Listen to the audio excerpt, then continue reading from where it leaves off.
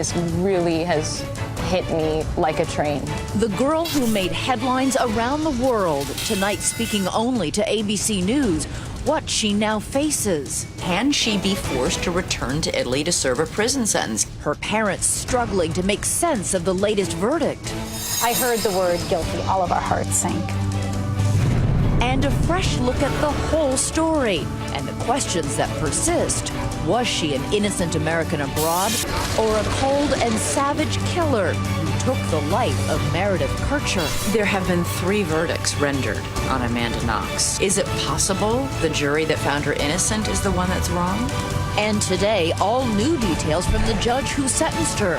Now, the mystery that ignited a global obsession from Perugia to Seattle and whatever lies ahead. I'm going to fight this until the very end. Here now, Elizabeth Vargas. Good evening. Guilty again. That is the stunning reversal from an Italian judge who said just today that he suffered over the latest Amanda Knox verdict. As you know, it's a verdict that keeps changing in the eerie whodunit that's been called Italy's trial of the century. I've covered this case for 6 years now, as Amanda Knox spent 1,400 nights in prison, and now speaking only to ABC News, she says she'll have to be taken back kicking and screaming. For Amanda Knox, it is a devastating déjà vu. An Italian court finding her guilty again of the 2007 murder of her British roommate Meredith Kercher and sentencing her to 28.5 years in prison. The 26-year-old received the bombshell verdict not in Italy, but with her family in Seattle. She told Good Morning America's Robin Roberts of her astonishment. My first reaction was, no, this is wrong, and this really has hit me like a train. I did not expect this to happen. I really expected so much better from the Italian justice system. This is not Knox's first unpleasant encounter with the Italian justice system. In her first trial in 2009, a court found her and her boyfriend, Raffaele Sollecito, guilty in Kercher's murder. Knox and Kercher had been studying abroad in the Italian town of Perugia. Kercher was sexually assaulted, her throat slit. She was found in a pool of blood in their shared house. Amanda Knox, per questo motivo. The sensational case brought the young Seattle student international infamy. The tabloids using Amanda's soccer team nickname Foxy Knoxy to support the prosecution's portrayal of her as a sex-crazed psychopath who engaged in satanic rituals. Knox spent 4 years in prison. Both defendants have been acquitted. But that first verdict was overturned in 2011. She thought it was over. She was wrong. In the Italian system, they can retry the facts in the appellate court. And that's exactly what happened here. I'm really overwhelmed right now. With Amanda free and back in Seattle, the prosecution tried her again, presenting the same case, but getting a much different result, which made this week's reconviction all the harder for her to comprehend. They found me innocent before. How can they say that it's guilt beyond a reasonable doubt? This is a horrific, monumental miscarriage of justice of historic proportions. Ted Simon represents Amanda Knox. If there wasn't any new evidence, how did this jury, this panel of judges, come up with a different verdict? To a logical mind, it is somewhat incomprehensible because there is no meaningful difference. There is no new evidence. No conclusive physical evidence has ever been found linking Amanda Knox to the crime scene. No fiber, no footprint, no shoe print, no handprint, cell DNA sweat of Amanda Knox in the room where Meredith Kercher was killed or on her person. She could not have been in the room, and she certainly could not have participated in this horrific murder. That is enough to say, end this travesty. What confounds the Knoxes is that while there is no solid evidence implicating Amanda, there is plenty of evidence implicating the man currently in prison for the murder.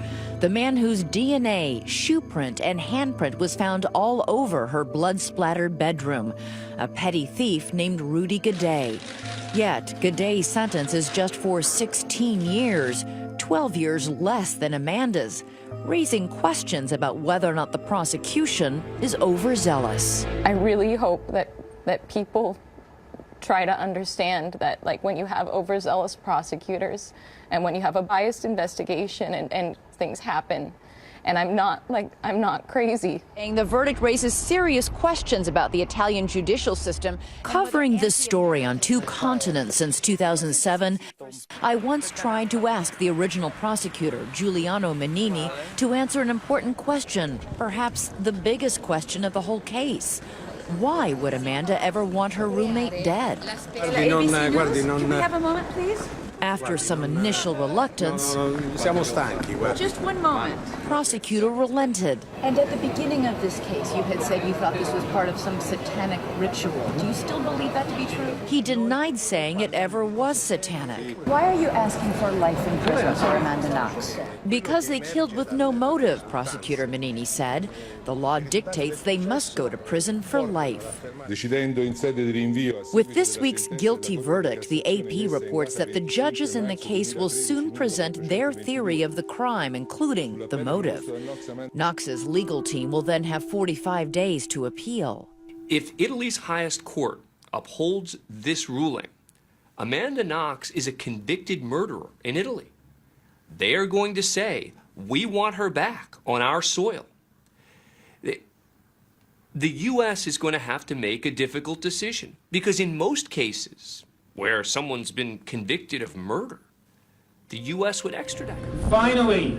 However, Knox's legal team is likely to argue to U.S. officials that a trial with no new evidence is double jeopardy, which forbids a defendant from being tried again on the same charges after an acquittal. Can she be forced to return to Italy to serve a prison sentence? The Italian authorities would have to ask for the extradition of Amanda Knox. There would be an evaluation of whether or not the U.S. side should proceed.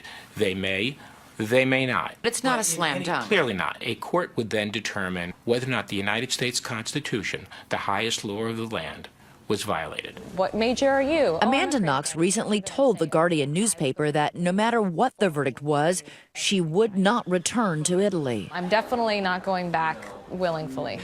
They'll have to catch me and pull me back, kicking and screaming, into a prison that I don't deserve to be in.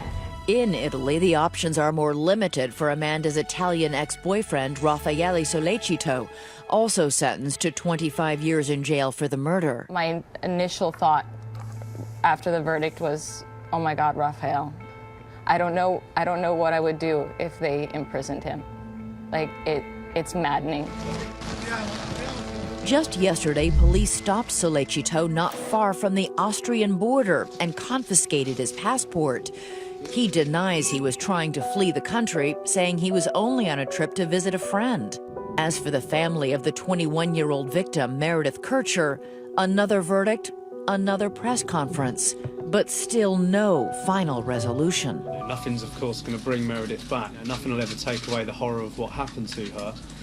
The best we can hope for is of course, finally bringing this whole case to a conclusion, and a conviction, and everybody can then move on with their lives. I just want them to know that I really understand that this is incredibly difficult. When the case has been messed up so much, like, a verdict is no longer consolation for them, and they deserve respect and the consolation of some kind of acknowledgement, and that's being lost.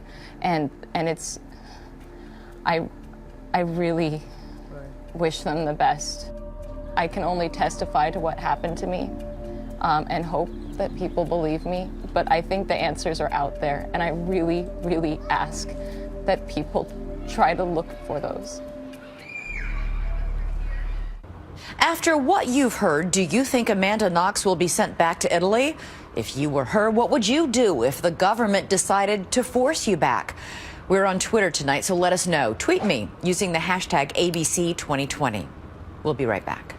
When we come back, reconstructing the sensational story, what Amanda says happened the night of the murder and the morning after. What about that video? Where is the grief? Where is the anguish? Next.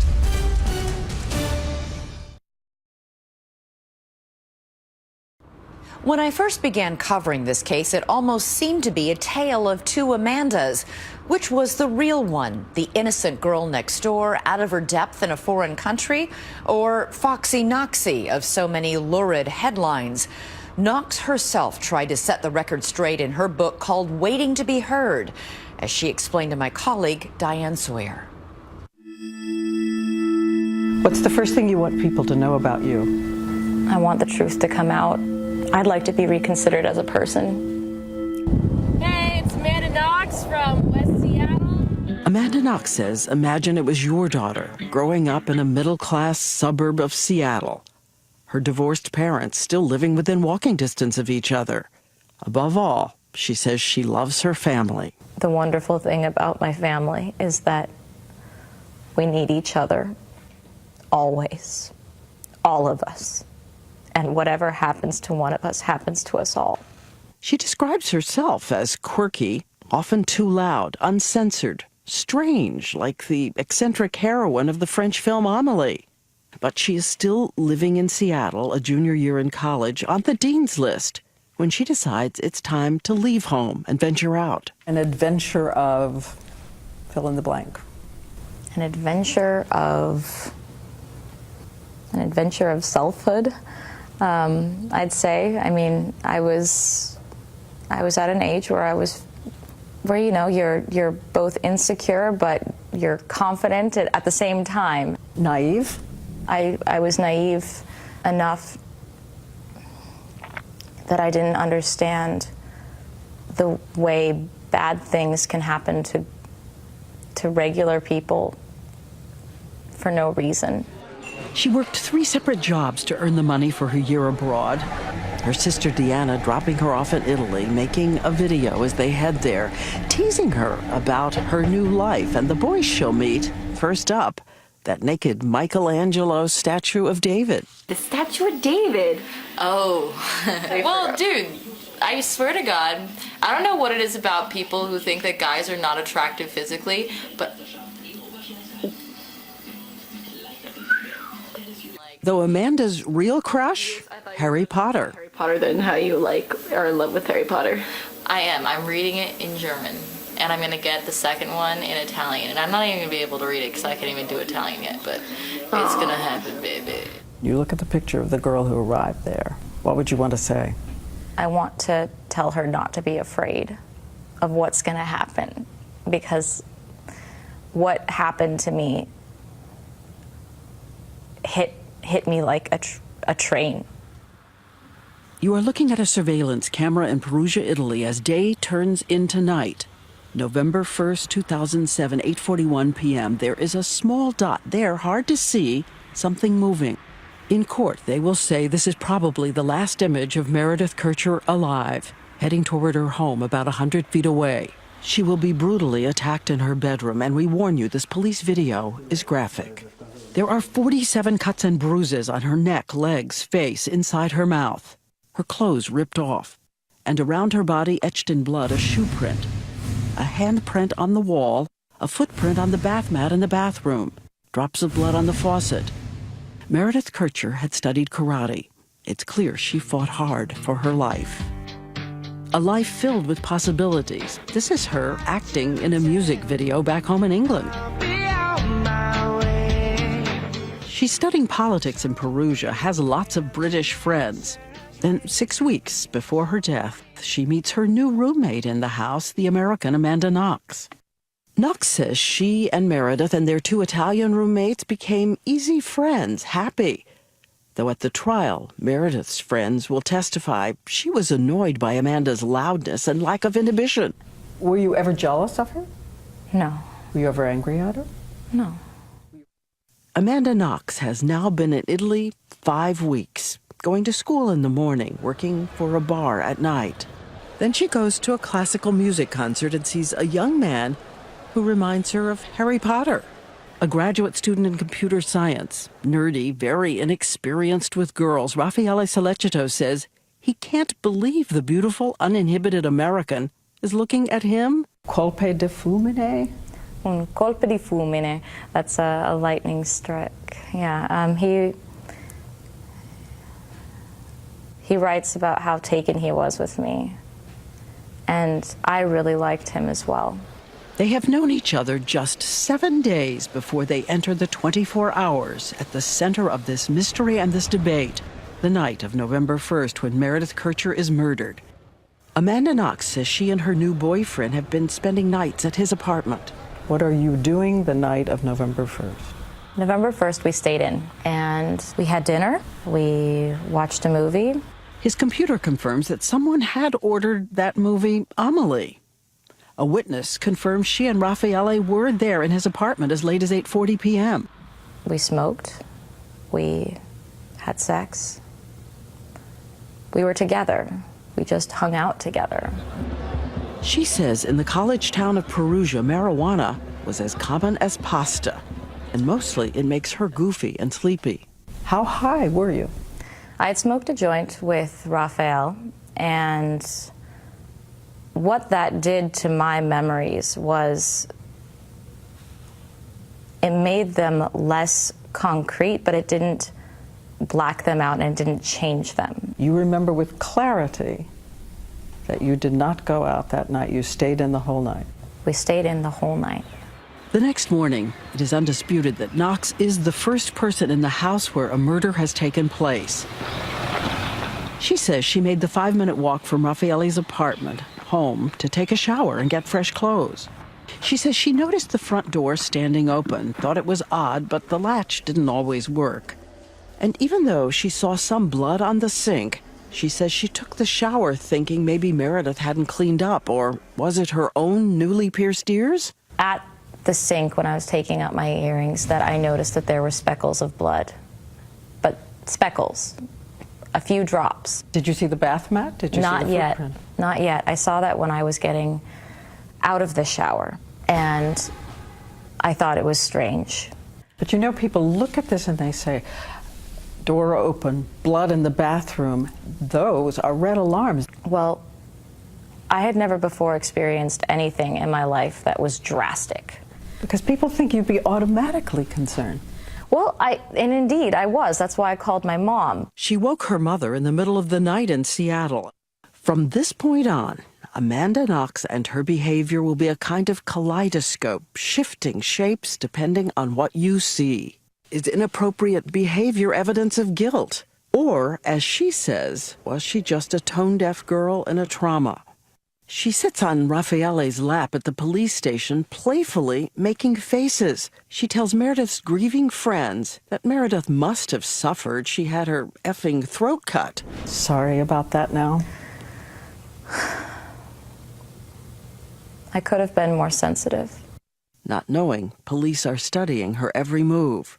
A female officer later testifies that Amanda Knox is doing cartwheels in the waiting area. She says she was just stretching after a long wait. As far as cartwheels or splits, I never did a cartwheel. I did do the splits, and then later on she claimed that I was doing a whole number of gymnastics, cartwheels, back walkovers. I did the splits, and that's once. But do you see how strange? Well, what's strange is why these things got mischaracterized. I think everyone's reaction to something horrible is different. And perhaps most startling, this video, the first time much of the world will see Amanda Knox on newscasts. È una tipica ragazza americana. Raffaele e Amanda insieme sono... Knox seen here with her co-accused. She's outside the house where the body's been discovered. And people kept saying, where is the anguish? Where is what we think we would do if this happened to our friend? I've seen the same picture, like the kissing just can't stop. And that's not what that was. Kissing shown over and over again on the news, but when you look at the tape, there are 3 quick kisses, then the rest of the time she stares into space. She says thinking about random fate, how she lived in that house too. My friend had been murdered, and it could just have easily been me. Somehow, she had died in the house where we were living. And it could have been me. But watching her, police are sure they have the killer. that American girl. When we come back, did you kill Meredith Kercher?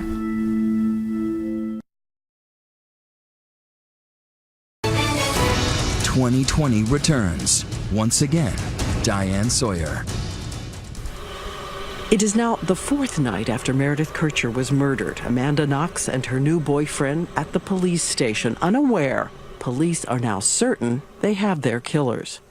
To get to it, did you kill Meredith Kercher? No. Were you there that night? No. She says she has already undergone 24 hours of questioning in the days since the murder. She's now alone with police, no lawyer. I asked them if I should have a lawyer, and they said it would be worse for me.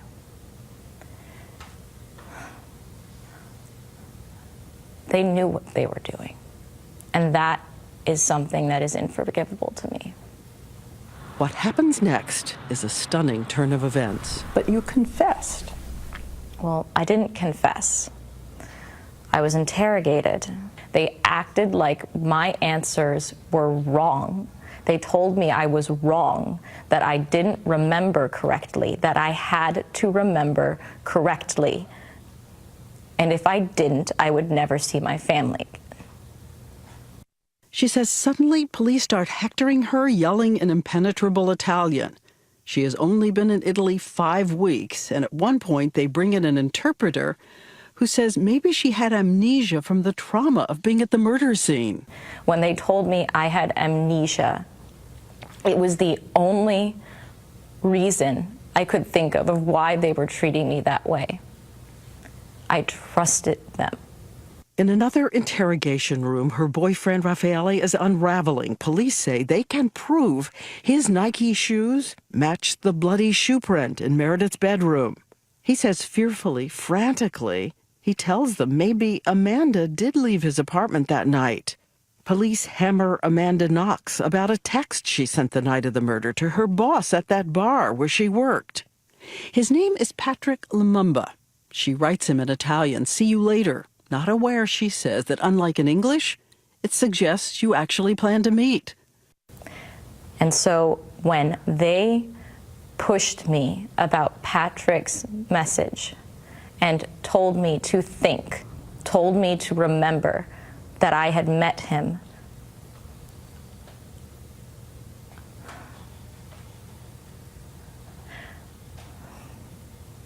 I can only describe it as breaking down. I didn't know what I remembered and what I didn't remember anymore. 3 hours in, police begin writing a statement in Italian in which she acknowledges she was there at the house as Patrick Lumumba killed Meredith Kercher. It's so detailed. I heard Meredith screaming and I was scared and I covered my ears. I wasn't providing a lot of the detail. They were asking me if I had heard Meredith scream. And when I said I didn't remember, they said, "How could you not remember that she screamed?" And I said, "Okay, I guess I remember that she screamed." It was all like that. But you signed it. And I signed it because I was incredibly vulnerable at that time. This is audio from her first hearing as she tries to describe that night. They said they were going to take me to jail, and because of all this confusion, they kept saying, "You sent this thing to Patrick. We know that you left the house. We know." I just said his name. The next day, she will send police a letter in English saying she's in a state of confusion, but thinks what she said about Lumumba, maybe it was wrong.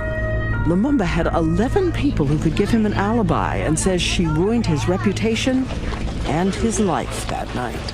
This is inconceivable to people, that you lose yourself and then you talk about being there. You talk about someone else doing it. I can try to explain what happened, and that's all I can do. I am still sorry to this day that I named Patrick Lumumba. But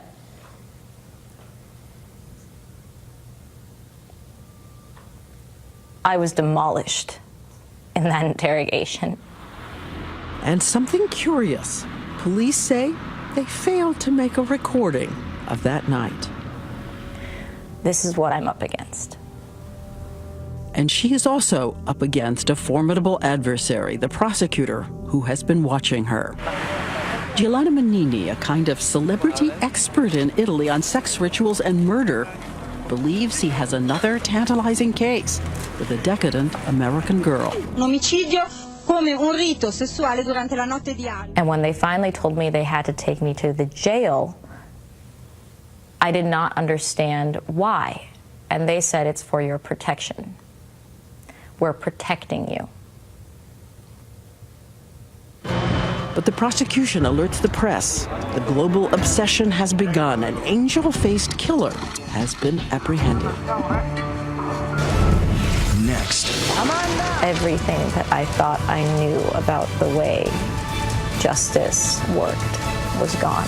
The chaos of life on trial and in prison for 1,400 days. Did you think about suicide? I did. When we come back.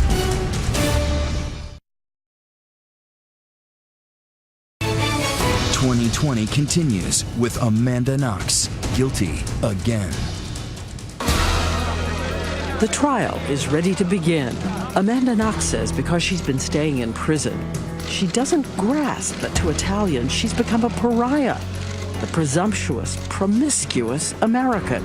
In the court, everyone sees her at times smiling, at times stoic, other times not seeming to pay attention. Once wearing a T-shirt from the Beatles song, All You Need Is Love. It was another one of my naive immaturity. I didn't realize how very intensely I was being scrutinized. You thought you were going to be acquitted. How could I be convicted? That's what I was thinking. But the prosecutor, Menini, is ready with his case, arguing what happened that night was a sex game targeting Meredith and spiraling out of control. Police have created a kind of avatar cartoon for the trial showing how Amanda Knox might have wielded a knife while Raphael held Meredith down. Menini argues they could have been on drugs like cocaine, though police did not do a drug test. And then Menini produces a murder weapon, a knife taken from Raffaele's kitchen drawer, which Knox says they used for cooking. But Menini says it has Meredith's DNA on the blade and Amanda's on the handle. Later, independent experts will say a credible lab would be skeptical about identifying DNA from such a small sample. And that other speck on the blade is rye bread. Next, they produce a small piece of Meredith Kircher's bra clasp, claiming that it bears Raffaele's DNA. But one problem, they admit the police accidentally left the clasp at the crime scene for 47 days, only discovering it in a different place on the floor. In police video, you can see them passing it around, dirt on their gloves, raising questions of contamination. And among the prosecution witnesses, the star would be this man, Rudy Guede. He was known to Perugian police as a thief, a drug user who had threatened people with a knife. He fled Perugia the day after the murder. A friend got him on tape saying he'd been at the house that night, but just going to the bathroom, and Amanda Knox wasn't there. But a year later, his story had changed. He says he did see her through a window. But here is the issue at the center of the trial and the question of reasonable doubt. Rudy Guede's DNA is everywhere in Meredith's room, on her purse where her cell phones and money are missing. The bloody shoe print they once said was Raffaele's was his. And the handprint matched his exactly. Also inside Meredith's naked body, Rudy Guede's DNA. So how can police explain the fact that at the crime scene, there is not one trace of DNA from Amanda Knox? The prosecutors will say she must have cleaned hers off. It's impossible to see DNA, much less identify whose DNA it is. The trial will continue for 318 days. On December 5th, 2009, 2 years after the murder, Amanda Knox is called back into the courtroom. And here's the word, colpevole. Guilty? Colpevole. And it was a roar in the courtroom, people exclaiming, my mom and my sister crying. And I couldn't breathe. Everything that I thought I knew about the way justice and life worked was gone. Outside, Italians rejoice. Amanda Knox was found guilty. As the verdict was read, Amanda Knox and her family began to sob. Her sentence, 26 years in prison. Capane Prison, 500 prisoners. In a tiny room, a 22-year-old American girl sentenced to 26 years has only a small window onto a cypress tree. She says day and night she could hear women wailing in their cells. You wrote, I felt as if I were being sealed into a tomb. Yeah, and the tomb was my life.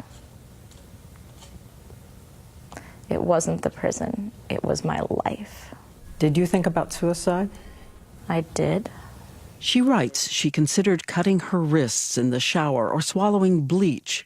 She says she had panic attacks, began to lose her hair. And one day, a doctor called her to say he had more bad news. They had analyzed the blood sample from the day she arrived. And the doctor told me that I had tested positive for HIV. I was stunned. And then, incredibly, they tell Knox it was all just a mistake. She was not HIV positive at all. She writes that what will save her in prison are small acts of humanity. A cellmate from America. She was great. We would sing the Star-Spangled Banner every morning. And most saving of all, someone still in her life today, the chaplain of the prison, Donsalo, who taught her this prayer. God, if you exist, I really need you to help right now. I didn't have that same faith, but he convinced me that it wouldn't hurt to pray that if there's a God, to please help. Because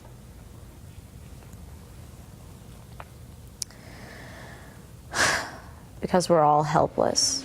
As her lawyers began filing appeals court briefs, she says she began searching for a purpose, studying Italian literature, living for the days her family could come. They have mortgaged homes, traveled 6,000 miles to be near her, parents, step-parents, aunts, uncles, friends.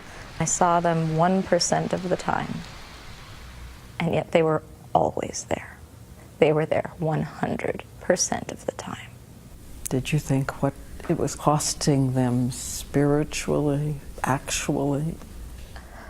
I felt incredibly guilty for what they were having to sacrifice for me. And there was a certain point in my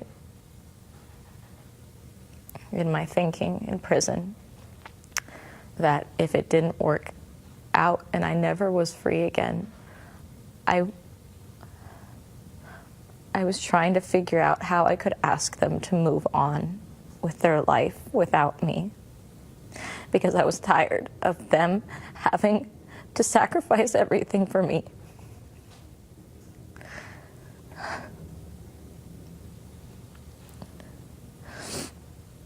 Everything. After 1,427 days, the appeals court is about to render a new verdict. In her now fluent Italian, she talks about Meredith. And then, October 3rd, 2011, the appeals court judge issues a scathing criticism of that first trial. He cites the dubious reliability of a key witness, the non-existence of the prosecution evidence, and a motive he said prosecutors couldn't prove. Amanda Knox is finally acquitted and goes free. Outside, Italians, outraged at her acquittal, jeer, shame, shame.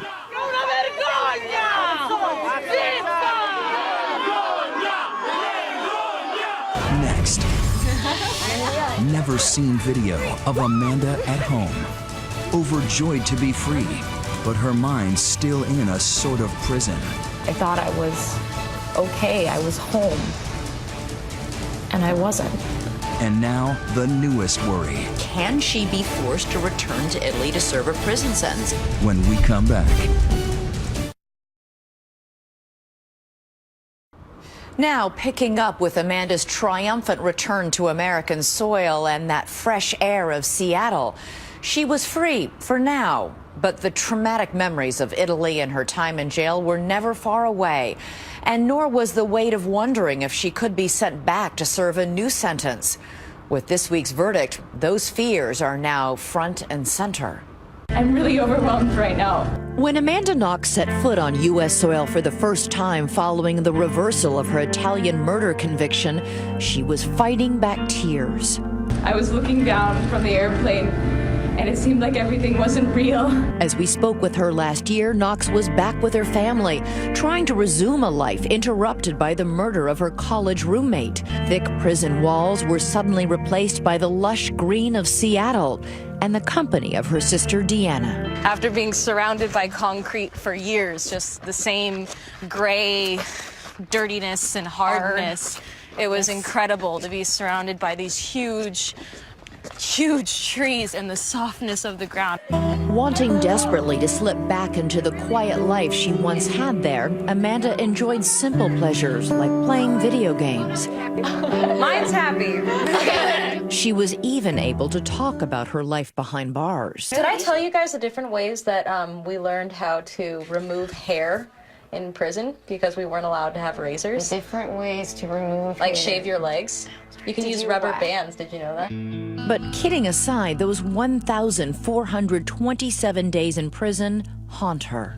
There were times when I had panic attacks and just broke down and I couldn't breathe. How do you deal with it when it's too much for even you? The body was free, the mind was not. The emotional, psychological prison is worse than the physical one. My mom recommended once that I just go talk to a therapist and see what they thought. And I was amazed that I completely broke down. I thought I was fine. I thought I was okay. I was home. And I wasn't. I was so angry and I was so sad. But that fragile coping process was disrupted last spring when she learned her ordeal was not over. The Italian courts were ordering another trial. I'm not ever going to accept the idea that anyone can say that I did something that I didn't. And with that tough news, the paparazzi once more came out of the woodwork. Hi, Amanda. How are you feeling? How are you coping, Amanda? There was paparazzi lined up outside of the house. Yep. And, you know, Amanda, again, doesn't want to have anything to do with that. It's just weird and disturbing for her. Amanda has taken control of what she can, agreeing to that multi-million-dollar book deal about her trial and prison time in Italy. But putting that pain on the page did not come easily. I was at times so angry and so sad. I just had to step away. I had to get away from my computer. I had to get away from the memory. I had to go on my bed and cry. I had to go and walk around the block 5-10 times to just breathe. Knox, who is scheduled to earn a degree in creative writing at the University of Washington this June, realizes her life is affected